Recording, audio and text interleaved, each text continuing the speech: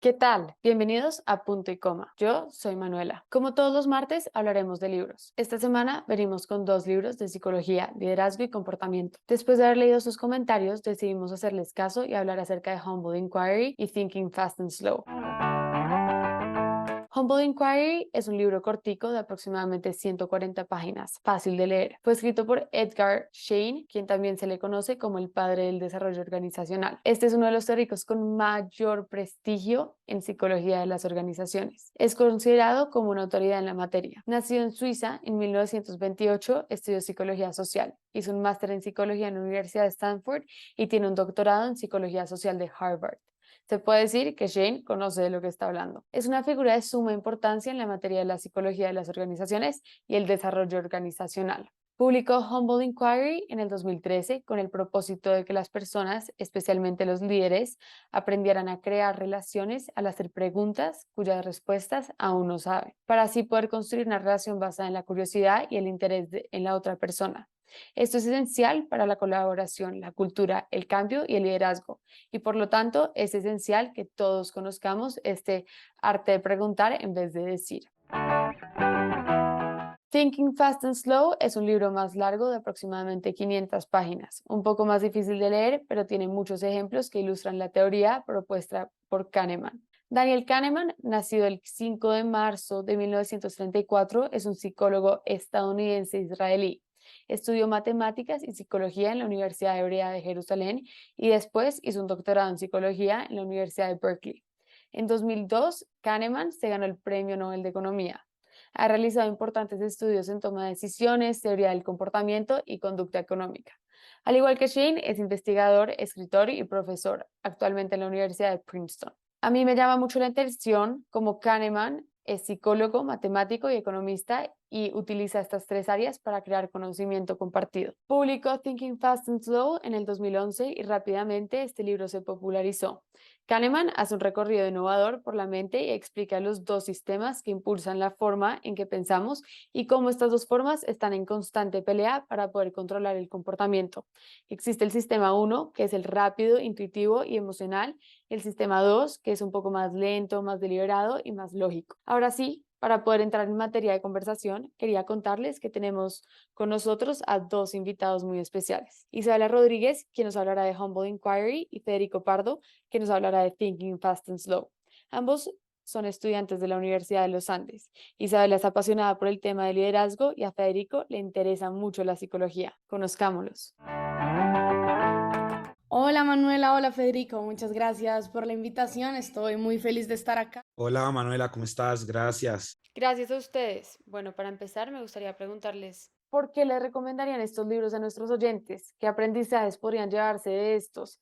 Muchos de nuestros oyentes no conocen estos libros y me parece importante resaltar estos dos puntos de primeras. Bueno, qué pena, empiezo yo. Yo quisiera recomendarle este libro no solo a los líderes organizacionales, sino realmente a cualquier persona que esté encaminada a entender el tipo de conversaciones que tiene diariamente. Nosotros los seres humanos muchas veces estamos sesgados y no nos damos cuenta claro, porque ya es rutina, de las conversaciones que tenemos a diario con las personas y cómo estas son tan valiosas dentro de la vida diaria y el papel que tienen cada una de ellas si realmente entendiéramos esa indagación tan profunda que nos hace el autor en este caso, podríamos entender ese valor y de alguna forma sacar una ventaja competitiva para nuestra vida diaria. Entonces yo le recomiendo, pues este libro lo recomiendo bastante porque de una forma muy concisa, dentro de 9 capítulos, logra mostrarnos ese camino y empezar a guiar por medio de ejemplos, por medio de preguntas que muchas veces uno no se hace en la vida cotidiana acerca de esas conversaciones que tiene con las personas. Muchas gracias, Isabela. ¿Y tú, Federico, qué nos puedes contar? Pues por mi lado, Thinking Fast and Slow es un libro que busca aclarar ciertas dudas a las personas que les intriga mucho saber qué pasa con ellos mismos en el momento de tomar decisiones. Como lo dijo Manu previamente, pues nuestro cerebro cuenta con dos sistemas, los cuales se encargan, pues uno de direccionarse hacia un lado un poco más automático, intuitivo, involuntario, y otro, pues mucho más preciso, analítico, con mucho más tiempo en el momento de resolver un problema, con mucho más razón. ¿Qué es lo que pasa? Que pues todos tenemos claro que para nosotros no es fácil poder escoger o entender cuándo nuestro cerebro está usando uno por el otro. En el libro, pues como todos entendemos, la vida humana es de miles de situaciones diferentes, por ende no solo dentro del trabajo laboral, sino con otro tipo de situaciones, pues nos presentan el cerebro hacia dónde se está direccionando. Tiene muchos temas muy curiosos, por ejemplo, el tema de la ansiedad, de cómo ciertas personas logran tener perfectamente balanceado, las personas ansiosas, un sistema uno muy bien desarrollado, pero pues obviamente caen en unos errores y en unas vainas que van siendo triggered por el sistema uno en el sistema 2 al no tener tanto uso de la razón o, por ejemplo, ciertos temas de paciencia. Otro lado era tipo, por ejemplo, las personas que están muy acostumbradas a escuchar a quien creen que tiene la verdad. Es decir, por miles de años la humanidad se ha encargado de escuchar a personas como religiosos, profesores, hasta los mismos papás. ¿Acaso esas personas no se equivocan? ¿Acaso esas personas no tienen errores? Nuestro cerebro ya se mecaniza a saber que lo que me está diciendo esta persona por cierta característica física, por ser mayor o por tener algún título, direccionamos la respuesta o direccionamos lo que estamos recibiendo auditivamente como información como algo correcto, veraz o como algo que incluso es personal para nosotros. De ahí en adelante, pues continuaremos con otros ejemplos, otras características del libro. Me parece súper interesante todo esto que ustedes mencionan sobre comunicaciones diarias, el papel que juegan las conversaciones de nuestra vida, la toma de decisiones y la dificultad que pues conlleva todo esto. También creo que los dos libros nos están llevando hacia la cotidianidad y como todos los días tomamos acciones o hacemos o decimos cosas de forma casi que mecánica. Creo que hay muchos puntos que podemos abordar en este podcast de lo que dijeron anteriormente. Em, Isabela, tú hablaste mucho acerca de la comunicación y las conversaciones que tenemos a diario. ¿Nos podrías hablar un poco de por qué es tan importante ser más conscientes de las conversaciones que tenemos y por qué no solo es ser más conscientes, sino que también es como mejorar las bases que tenemos para crear estas conversaciones, para, no sé, volverlas más valiosas?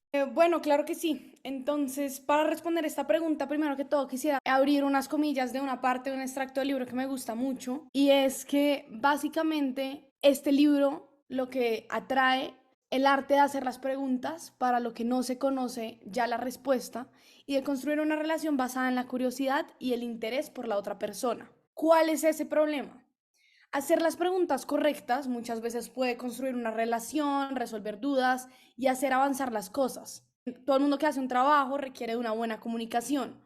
Y una buena comunicación, la importancia de esto es que requiere la construcción de una relación de confianza. Ahora, esta relación de confianza requiere de esta indagación humilde. Pero lo que trae el autor es que estas relaciones de confianza y de las comunicaciones de las que él habla son muy importantes, y es que muchas veces, y esto se hace énfasis en la mitad del capítulo, nosotros como personas tenemos prejuicios, sesgos sobre una persona, ya sea por las normas culturales, por sesgos que tenemos por antes de conocer a la persona, y todo eso empieza a crear una percepción antes de tener una comunicación. Entonces, estoy creando sesgos antes de crear una comunicación efectiva contigo. Entonces, el propósito es que nosotros logremos, a través de preguntarnos, dejar nuestra mente en blanco y ver ese estatus relativo y el grado que se tiene en esta relación, porque nos hace pensar a nosotros como lectores en cómo podemos empezar a clasificar nuestras conversaciones antes de tenerlas. A esto que me refiero. No pensamos en que tengamos una conversación natural donde se están creando sesgos, sino realmente ver a qué voy con esta conversación, qué propósito tiene, por qué la estoy teniendo, a dónde quiero ir y de dónde puedo con mis preguntas sacar más de ello. Entonces, todo esto y sobre todo a los líderes nos funciona bastante porque realmente podemos sacar conversaciones muy fructíferas. No, claro, de acuerdo con todo lo que dices. Además, creo que esto tiene mucha importancia más en este día, pues en este momento de vida que estamos viviendo, en donde el mundo está más globalizado, todo el mundo está más conectado, es más complejo, es culturalmente diverso. O sea, hablamos de que en los trabajos hay gente de todos los países, nacionalidades, razas, géneros, y pues uno no puede esperar a hacer clic de una, sino que tiene que conocer a las personas para de verdad darse cuenta de quiénes son y poder trabajar o pues convivir mejor con estas. Y siguiendo lo que tú nos dijiste ahorita de los sesgos y prejuicios y cómo existen las normas culturales y una percepción antes de tener una comunicación, se me hace que Federico pudo entrar acá un poco más a explicarnos porque él hablaba de cómo en su libro Daniel Kahneman expone que muchas veces nosotros cuando una figura de autoridad, sea un papá, un profesor, una figura religiosa, nos habla o nos dice algo, nosotros ya de una entramos con el sesgo de que ellos tienen la razón y de que lo que ellos digan está bien. Entonces quisiera que Federico nos contaras un poco de cómo se puede relacionar lo que dijo Isabela con lo que dice Kahneman. Sí, mano, pues la verdad, escuchando ahí se encontró una relación directa en este tema. Concretamente lo estaba buscando acá en el capítulo 5, el Cognitive Ease se llama. Eventualmente, pues es muy fácil nosotros caer en una predicción, en una respuesta, en un argumento, en una posición que alguien nos esté dando, si claramente tenemos un fanatismo hacia la otra persona, y no incluso un fanatismo, sino como estamos acostumbrados, una costumbre, vale la pena decirlo, de que así es la forma en la cual estamos diseñados y la forma en la cual nos han educado para actuar, responder y procesar las cosas que nos pasan el día a día, con órdenes de otras personas. Evidentemente, más chiquitos en nuestra vida, el bebé acostumbra a que los papás inicialmente es la primera persona que da una orden, que da, aparte que da la orden, pues da una vida, un trayecto, un camino. Es acá cuando entonces nosotros buscamos preguntarnos a nosotros mismos cuando en verdad creemos que esto es algo de la otra persona y algo estipulado de verdad que tiene que funcionar así. Es decir, porque las grandes mentes hayan dicho algo no significa que siempre haya sido verdad. El mundo cae en momentos donde se necesita cambio, donde se necesita innovación, donde necesita decirle a la persona que está arriba de nosotros, usted de pronto lleva manejando esto toda la vida de cierta forma, usted de pronto es muy experto en esto, pero yo también tengo nueva información, tengo formas diferentes de pensar. La palabra innovación y creatividad no solo surgen en el ámbito de uy, antes existía esto, se me ocurrió ya no, la modificación y la alteración de todo lo que esté pasando. Nos hemos dado cuenta que, por ejemplo, en las leyes, y es muy curioso ya cada país cómo maneja su entorno, pero han existido transformaciones que han permitido que la sociedad se desarrolle de maneras diferentes. Legalización del aborto, pues claramente si durante, no sé, 200 años no fue legal, transformar el país a una nueva visión, a que alguien más piensa de una forma diferente, pues es muy impactante para todos, más para las personas tradicionales. Ahora, ¿qué es lo que pasa? Pude darme cuenta que al analizar este tipo de comportamientos, las personas que usualmente tienden a mantener rigidez en sus pensamientos, en su comportamiento, en sus cosas, pues acuden mucho a su sistema 2. Es un sistema donde evidentemente se va a ver sesgado ya por una persona. Caemos nosotros en las generaciones de más arriba en tener fanatismos hacia, no sé, entes políticos, figuras religiosas, incluso y a veces artistas, pero todavía se centran mucho en las cosas, en mantener las ideologías de poca cantidad, de poco expansión, sino más algo concreto, cerrado. Personas un poco más jóvenes, nosotros, los del siglo XXI, las generaciones pues que vienen empujando más adelante, caen ya un poco, entonces la balanza se desnivela hacia el sistema uno, un sistema donde entonces el joven planea hacer algo de forma un poco más rápida. La idea es trabajar no tan fuerte, sino de manera un poco más inteligente, logrando de verdad un objetivo, pero con otros diseños, otras características, otro arte, otra esencia. Es ahí donde entonces podemos ver que la humanidad ha ido esforzándose y ha tenido un patrón comportamental de hacia dónde va direccionando más una tendencia hacia su sistema uno, su sistema 2 y cómo esto se ve reflejado en los diferentes impactos que ha tenido la humanidad a través del tiempo. Wow, sí, súper interesante y estoy totalmente de acuerdo con todo lo que dices. A veces hay que decirle no a las figuras de autoridad y creo que eso es lo que busca un poco Humble Inquiry, como concientizar a los líderes acerca de que cuando uno crea relaciones que no están basadas en la jerarquía, sino que son como de verdad, es más fácil que los empleados o las personas que tengan un menor rango puedan hablar libremente y contarle al líder los problemas que se están viendo en la empresa. Por ejemplo, Shane pues dice mucho que muchos accidentes o muchas cosas que pasan en la compañía es porque las personas de bajos rangos no son capaces de decirle al líder, hey, está mal, ¿qué es lo que tú estás diciendo? Hay momentos en los que toca parar y de hablar con personas de mayor estatus y de cuestionarlas, pero esto es justamente lo que propone Shane. No sé si nos podrías contar un ejemplo, Isa, de algún pedazo del libro que Shane cuente, una anécdota que haya pasado o como algo que haga referencia a esto. Claro que sí. Ahí como tú lo decías en el área organizacional, hay un extracto muy interesante del libro, quiero citar la página 81. Esta indagación humilde de la que se habla es necesaria. Quiero decir que el autor hace siempre mucho énfasis de por qué es tan relevante lo que él está hablando. Este nuevo concepto de humble inquiry, digamos que no es una frase tomada que uno entienda, entonces el autor siempre de forma muy sutil, porque su libro también es muy teórico, nos intenta explicar por qué es tan importante conocer de esto.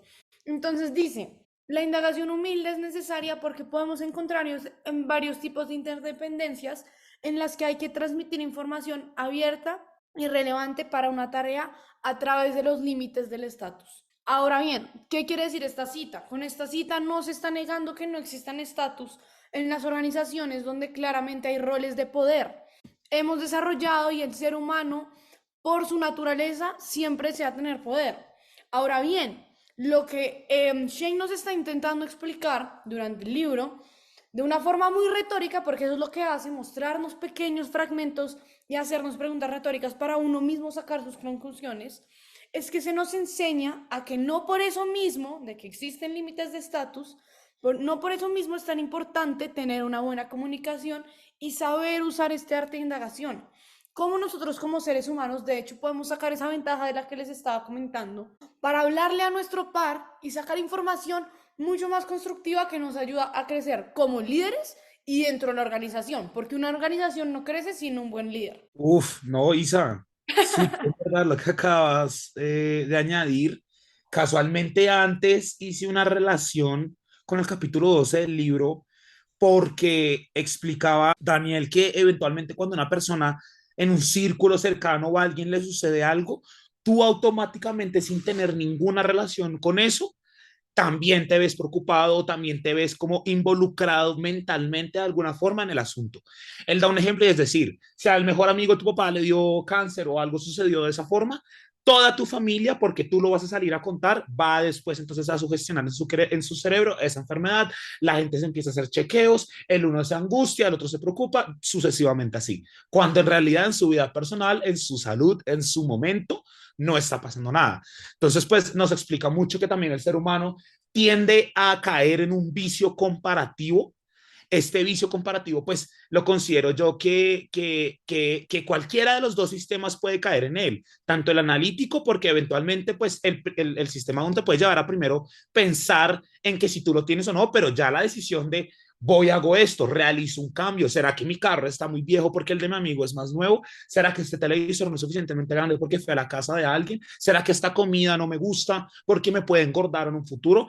Todo ese tipo de situaciones y tipo de vainas te llevan a pensarlo, te llevan a actuarlo e incluso tomar decisiones erróneas, simplemente porque tu cerebro cae en un vacío de comparar y de creer que lo que le está pasando alrededor a las otras personas también te está pasando a ti. Perdón, Manuela, qué pena, interrumpo un momento, pero es que yo sí quisiera empezar a relacionar estos dos libros y realmente ver cómo se conectan. Los dos autores se conectan en que nosotros, entonces podríamos decir que hacemos uso de este primer sistema en el momento en que tenemos una comunicación, una conversación con alguien. En el momento en que yo tengo un examen oral mucho más preparado, ahí el sistema 2 entra a jugar un papel mucho más relevante. Entonces esto es muy importante porque nos hace pensar a nosotros como líderes en todos sus discursos, lo que los hace, pues no superiores, pero de alguna forma ponen la vara más alta en sus niveles de comunicación, es que logran hacer uso de ese sistema 2 del que habla Federico. Y ahí, haciendo ahí mi cierre, es empezar a hacer uso de las dos.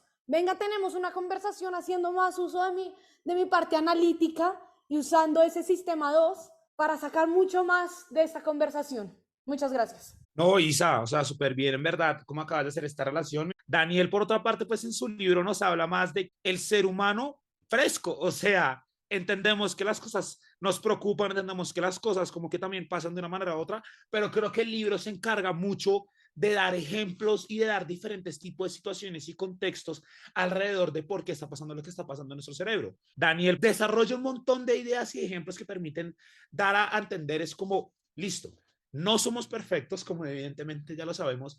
Hay un camino de aprendizaje acorde a las decisiones y las situaciones que nos van formando y construyendo a cada uno como persona.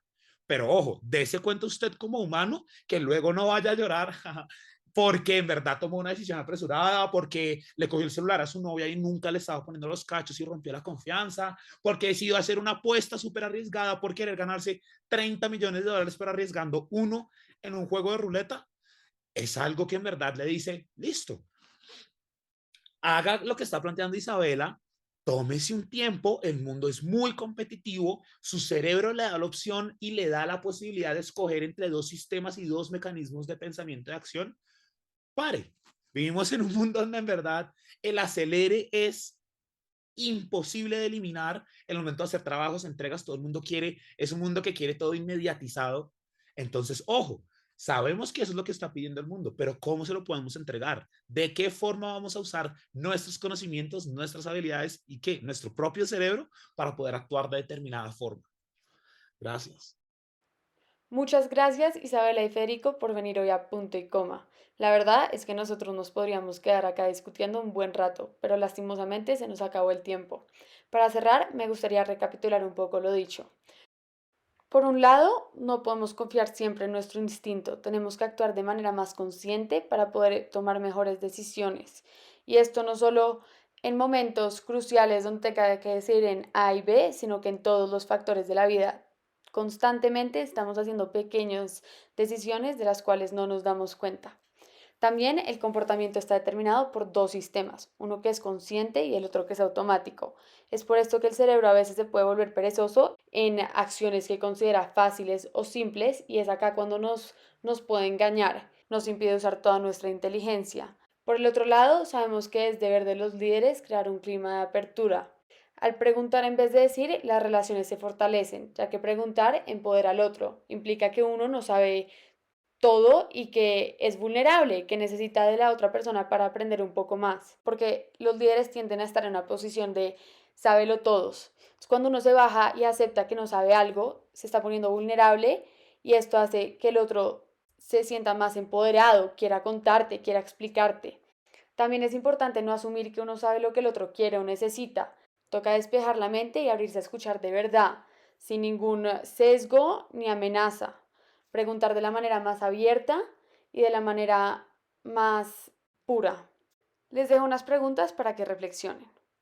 La primera, ¿cómo puedo ayudarme a mí mismo a escuchar en lugar de hablar? La segunda, para esos líderes que nos están oyendo, ¿cómo puedo preguntar humildemente lo que necesitan, quieren y piensan las personas que me ven como un líder? ¿Qué no les gustaría decirme? ¿Qué sería vital saber que me dijeran? ¿Y cómo puedo volverme más consciente de mis acciones en el día a día? Les queríamos agradecer por escucharnos. Suscríbanse para no perderse ningún episodio. Nos vemos el próximo martes con libros nuevos.